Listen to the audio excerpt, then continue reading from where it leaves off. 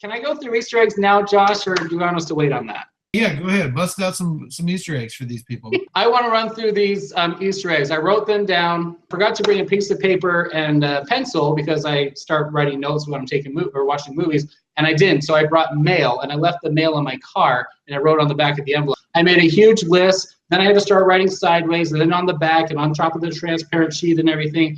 And I came out with like 34 or 5 notes about Easter eggs from watching the movie. We're just going to do it. You can just tell me what you thought or what you noticed. Okay, so running through these, some of these are going to be, some people may say that's not really an Easter egg. I don't care. You make your own list, and then you can share with us in your comments or argue mine. And if there's some I didn't get, put them in the comments and let us know, because I will watch because I'm curious about that. But Easter eggs. First of all, Army troopers. When Han enlists in the military, he goes and he's actually in the Army. That's kind of a cool thing, because in Star Wars, everyone always thinks of the stormtroopers as the military. The stormtroopers are more like the police of the Empire. They're not the Army and the Navy, and there's the other units. We see a lot of Navy officers. They're the ones in the black uniform, TIE fighter pilots, and the guys on the Death Star, and everyone running around in those big, weird black helmets. That's the Navy. The stormtroopers are kind of like more like the police, but there's actually an army in the Empire. And Han and those guys that were undercover, his little unit, those were Army troopers, and it was really cool to see them in action. It was really foggy, hard to see them in that scene, but it was really cool to see that. Probe droids.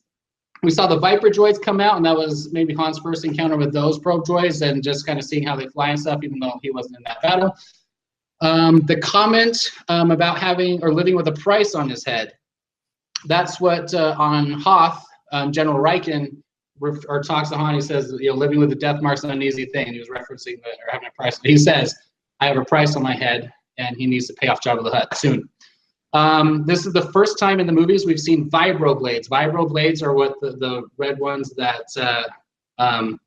what's his name? The bad guy had. Dryden Voss. Anyway, that was really cool to see the vibro blades and like cutting through things and how vicious they are. Those are in the expanded universe and in the role-playing games and stuff like that in the books.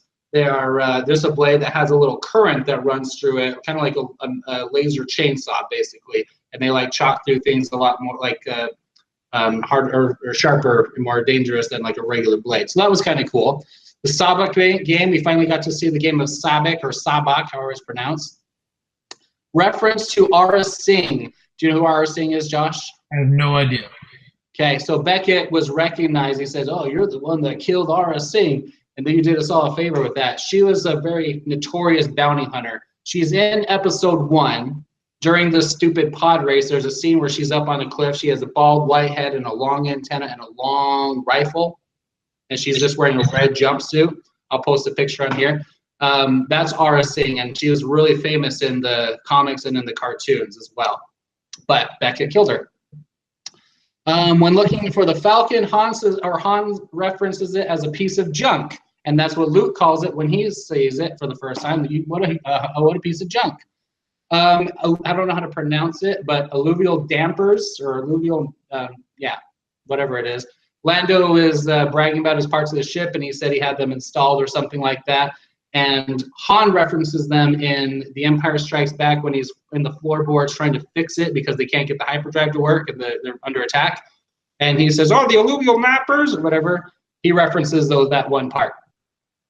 Lando says at the end of the movie, I hate you. And he goes, I know. That was a reference to, or a foreshadowing of how he said that to Leia. When Leia says, I love you, Han says, I know. Kiara, when she goes behind the door and beats up all those guys and you can't really see what's happening, you see her cape flapping up, she says, I know Taras Kasi. Taras Kasi is the martial arts form from the PlayStation video game called the Masters of Taras Kasi, where they tried to do like a Street Fighter or Mortal Kombat version, type video game, fighting game, but Star Wars. It was called Taras Kasi, and there was one character that knew it. It's an ancient martial arts in the Star Wars universe, never been referenced before. The hollow chest. Did you know that one, Josh? What Taras Kasi was? No, I didn't. No, I didn't even catch that.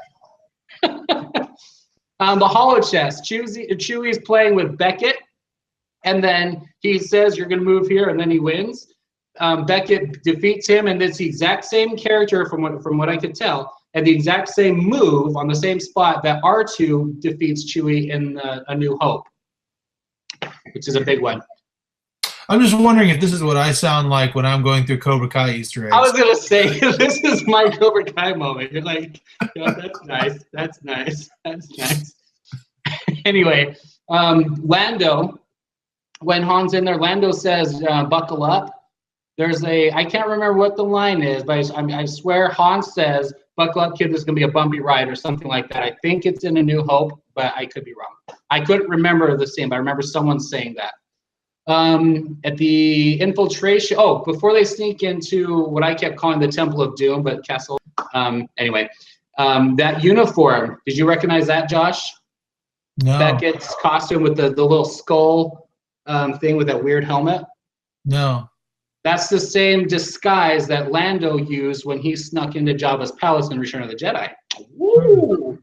So I was just laying around on the Falcon all those years, I guess. I don't know.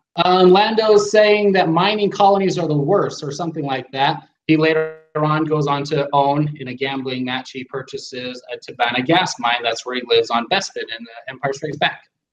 Wookiee prisoners on Kessel. That may not seem like a Easter egg, but Wookiees were the first or the second behind Mon Calamari. Couldn't remember. The first or second species to be enslaved by the Empire. So that slavery was a really big deal, especially to Chewbacca being a freedom fighter. So that was kind of something that we've known for a long time. When Chewie leaves the freed Wookiees, when they get out and he goes on the Falcon while the other ones escape with the other prisoners, he pulls up the one and they do that little head bump thing when they headrest on each other. That must be something between Wookiees or something special that Chewie does at least.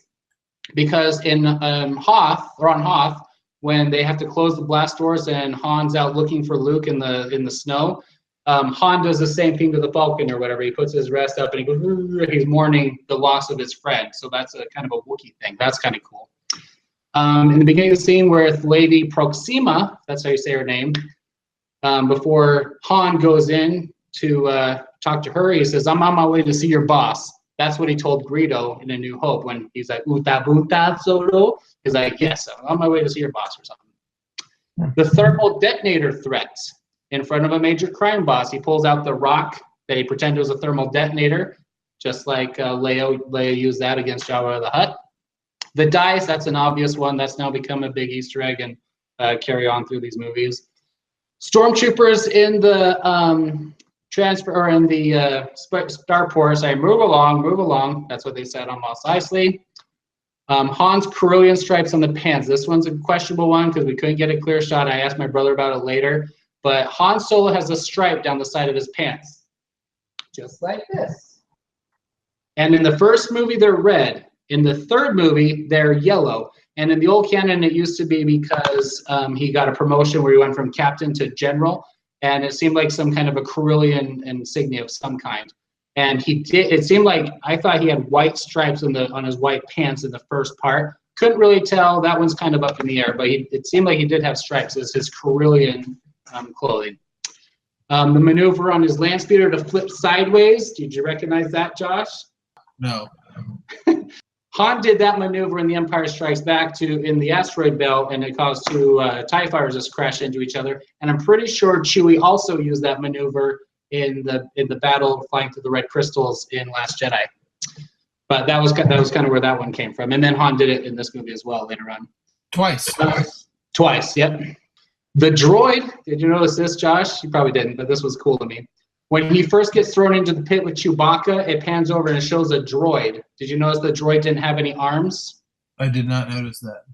That goes to the threat, that unless I'm crazy, I could swear it didn't have any arms though, to the threat that, or the warning that Han gave to 3PO when R2 was beating him at chess. He says, you may want to let him have it because why is he upset at Wookiee?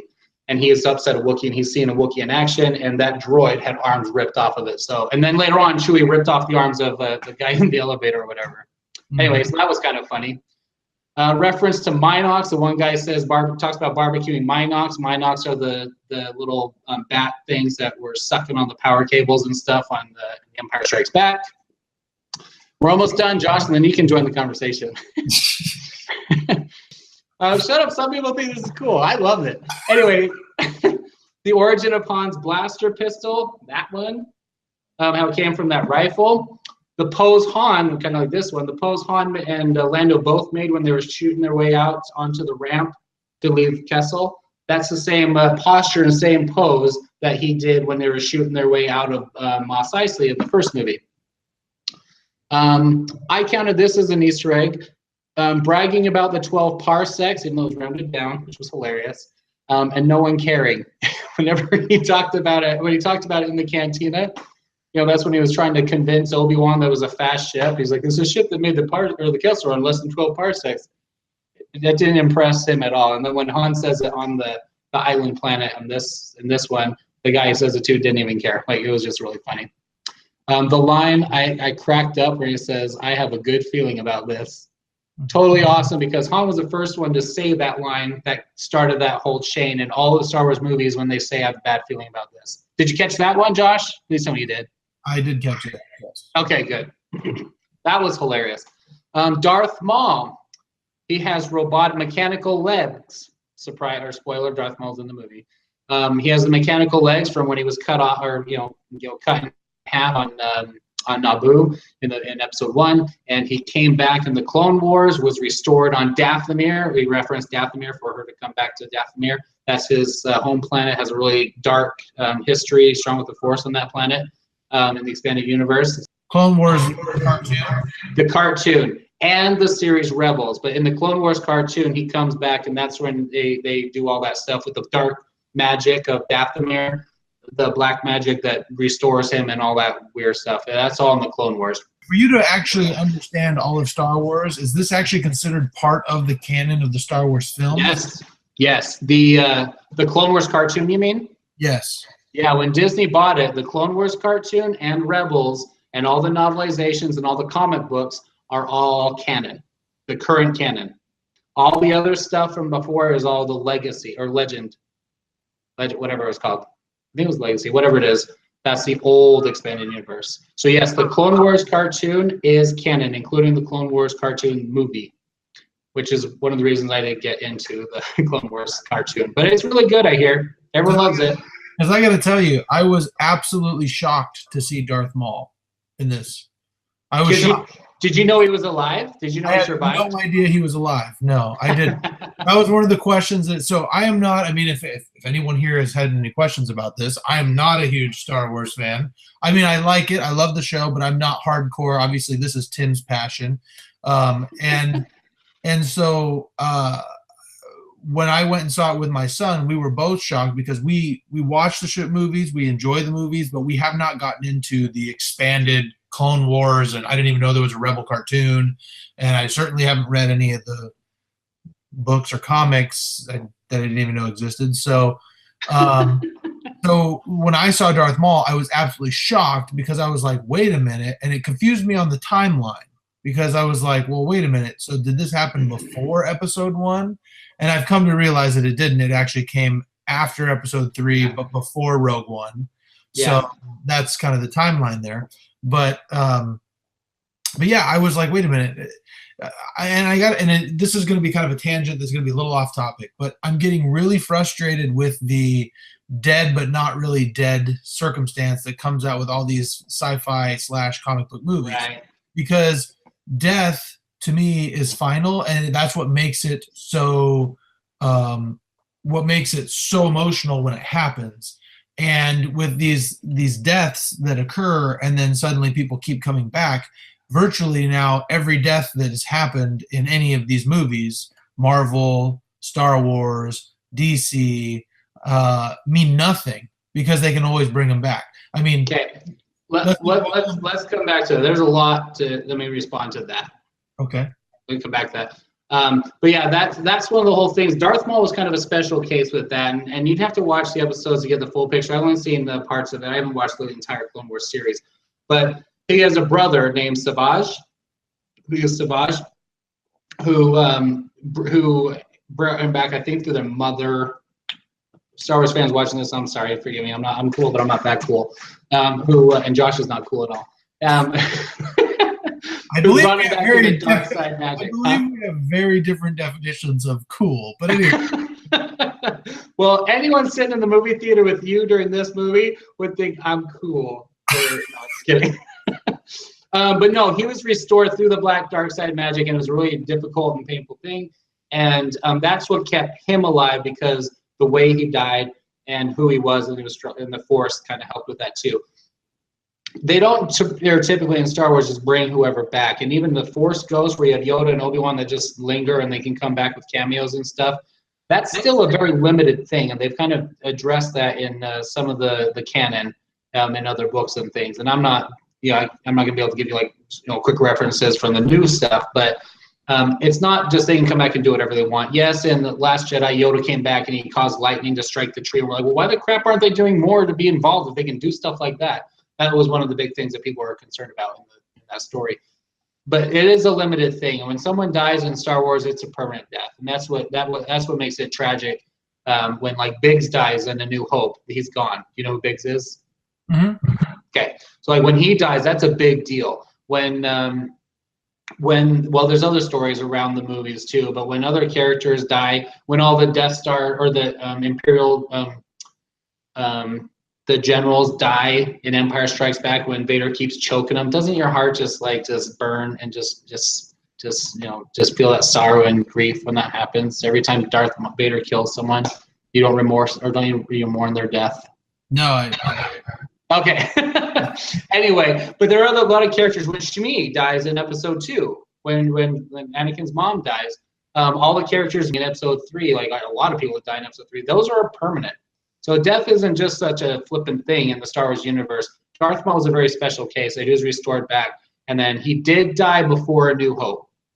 That happened in the Clone Wars cartoon. In the Rebels cartoon, and that's one of the most recent seasons. So we do know this is after Clone Wars, but before Rebels when that happens, based on the crime syndicate with whatever's going to happen in this rest of the story. But anyway, obviously we know that this happens before the rebellion even comes around, because he ultimately is the one, him giving over the I can't remember what the name of the element is that he gave to them. Yeah. But giving them that gave them the means to be able to start the rebellion. So right. See, and that's the thing, is the rebellion started with select senators, including Mon Mothma and Bail Organa, who were in the Old Republic Senate. And at the beginning of A New Hope, when Governor Tarkin comes in and he's talking to the council and he's like, well, the Imperial Senate will no longer be a threat to us. They've been permanently disbanded. That was because those senators, there were a bunch of them that were allying together to fight against the Emperor. They were just biding their time and waiting for the time to be right. Little things like stuff going on in the Rebels cartoon and stuff going on in this movie are all working together to prepare them for the launch of the first attack that happened in Rogue One. That was their first major strike. And that's why that little council was like, do we actually go through with this, or are we going to just run away? And then she gives her speech, and then everyone decides to run away. And then she goes, and then they all come back. That's your assessment of Rogue One. Got it. Anyway, last few. Han shot first. There's no question about it. That was a very deliberate thing. He cut him off mid-sentence, just like he did Greedo. And when he shot Woody Harrelson's character, Beckett, he goes up to him and he mourned his death. And he was like, that was a smart move. That's just clears it up right there that Han shot first. I love that. And not just shot first. Han's the only one that shot. For the record, on all this dispute about Greedo and Han, who shot first, Greedo never shot. Han shoots. The end. The Maul, my brother had to mention this one. This is an expanded universe thing, but the Maul that's where that big red black hole that they were trying to keep out of at the end of the movie, that's a big cluster of unnavigationable black holes. I don't know a lot about it, but that's what they referenced. On the smuggling panels on the floorboards of the Falcon, and then this was kind of touching to me, but when Lando was shot, and then when they're finally escaping on the Falcon, he staggers into the cockpit of the Falcon. And when he leans up against his side, it's exactly the same way that Luke did in Empire Strikes Back while he was recovering from his severed hand. And he walks up, not severed, but lost limb. But he staggers in there and he leans up there, and then Lando gets up, walks past Luke, puts his hand, just make sure he's all right, and then moves on when he's going to whatever he did. But anyway, that was a touching thing for me. But that was a very subtle Easter egg, but it was a good one. Warwick Davis, Josh, do you know who Warwick Davis is? No, I don't. Warwick Davis is the guy that played Willow, and Warwick Davis. Oh, right, yes, I caught that. Yes, I saw Willow, and I said, "Hey, that's Willow." Well, he was also Wicket. Did you know that? I did not know that. You know who Wicket is? Is that the one from Phantom Menace? He was in Phantom Menace. Yes, he was. Yes. So Warwick Davis played Wicket. Wicket is the original Ewok that steps in with the red hood that helps Princess Leia, gets her back to the tribe. That's Wicket. Warwick Davis was like 16 or something when he played that part in Return of the Jedi. And he has been in every single movie as a cameo since then, including Rogue One. He was one of the Rebel Troopers, one of the little aliens. And this one, he pulled it off, and you're like, "Oh, it's Willow." That's why he's named Willow. In fact, here's a fun little piece of trivia. Willow's official name is Wicket. Wicket's name is Wicket W. Warwick. He was named after Warwick Davis. Isn't that precious? Yeah, that's some nice deep trivia for you. Anyway, so Warwick Davis's cameo, he takes off. He's one of the guys on the planet. And this is a non-Easter egg that's an Easter egg. There was no R2 and 3PO unless I completely missed it. No, there was one droid that kind of looked like R2, but he was a different color. No, then it wasn't. Because we know R2 is blue the whole time. And it doesn't make sense for them to be there because at the end of episode 3, they boarded General Antilles' ship. And they've been around on General Antilles' ship until the Tantive 4 is called, until it was boarded in A New Hope. They just happened to be on Yavin in Rogue One. That's the only reason it was there. That's the only reason they had their little cameo. But this is the first Star Wars movie out of 8 that did 10. Yeah, 10 movies. This is the first one that they did not have R2 and 3PO. It's interesting. But it wouldn't make any sense for them to be in there. Anyway, that's my list. Well, you missed one. Uh-oh, what did I miss?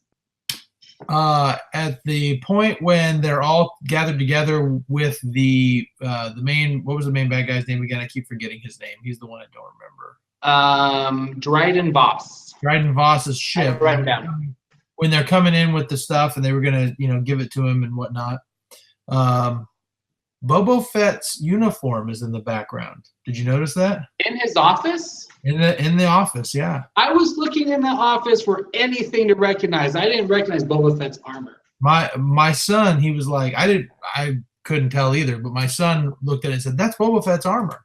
And I thought that was really interesting, considering that I have heard rumors that they are going to be doing a Boba Fett movie. It's confirmed. They just hired the director, announced it this week. Right. So I found that very interesting. But I don't know. And Boba Fett also has been in the Clone Wars cartoon. But his armor, I don't know. I don't know if he took his father's armor, Jango Fett. I don't know if he kept his armor later on. I don't know if he has it in the Clone Wars. I haven't watched those episodes. We need cooler people than me, or for the next panel when we talk about Star Wars. But cooler people. Cooler people. Anyway, more Star Wars indoctrinated people to talk about it. But I'm pretty sure he still has his armor, but I don't know. It could just be the same style of Mandalorian armor, because there's a bunch of those out there, because there's other characters in the current canon that have that armor. But it could be both. I don't know. And that's going to be really interesting when the Syndicate turns around to talk about when the Syndicate comes around, because going into the Boba Fett movie, leading in with this, whatever the name of the criminal organization that's the Darth Maul's heading, that could all tie together with what's going on here. So that could be very interesting. But it also could be something really dumb, like when you saw the Captain America's shield in the background of Stark's workshop in Iron Man 2. It had nothing to do with anything. It made no sense for it to be there, and it was just there. But anyway, well, there's our spoiler full Easter egg hunt. That was great.